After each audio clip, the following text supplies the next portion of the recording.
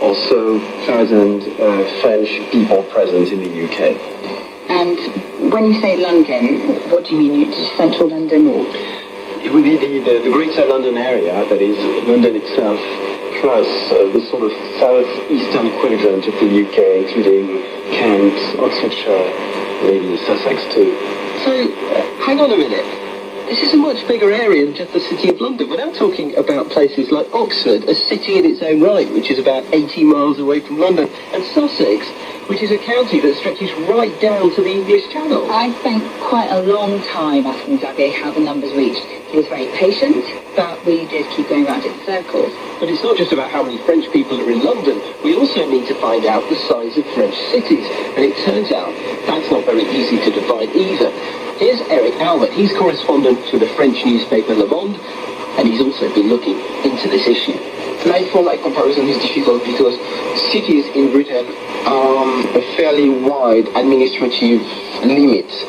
Greater London is way bigger than Paris. So you have to compare the urban areas of France with British cities. So, using the figures from the UK's Office of National Statistics, we've worked out London's real ranking. And on that basis, London ranks lower than 60th on the list. Even if you use the figures the French embassy gave us, London's still only the 23rd biggest French city, which doesn't make for a sexy headline. No, not really. Although it was kind of fun to delve into the number of French people there are in the UK, there's also a political point here. The France's taxes are too high, jobs are too limited, and opportunities for entrepreneurs are better elsewhere.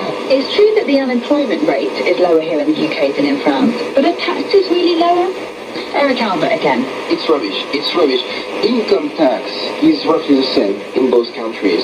Actually, if you have children, you're better off in France because the number of children you have is part of the calculation of your income tax in France. But there is an exception for the very, very rich people, so the famous non-dom.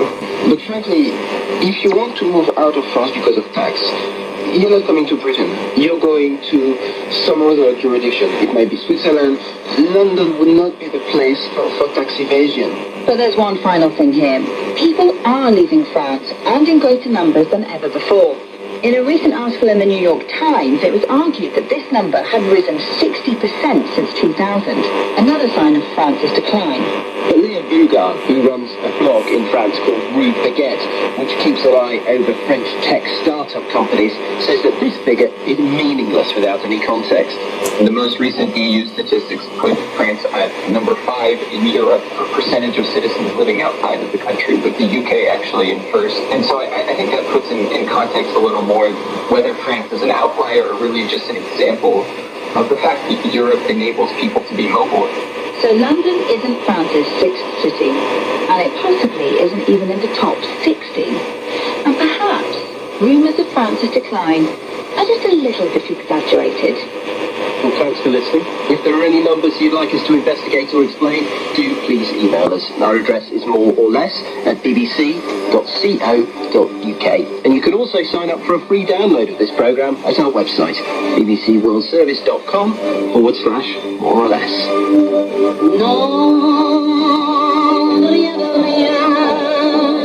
Goodbye, Xavier. Non, dis-le en français. Au revoir. Au revoir.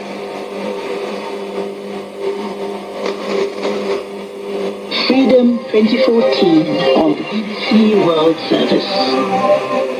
Over the last few months, we've been exploring what freedom means in today's world. Freedom to me is not conforming to society. Being able to voice your opinion. There are no gates that can restrain you. Now we have a day of broadcast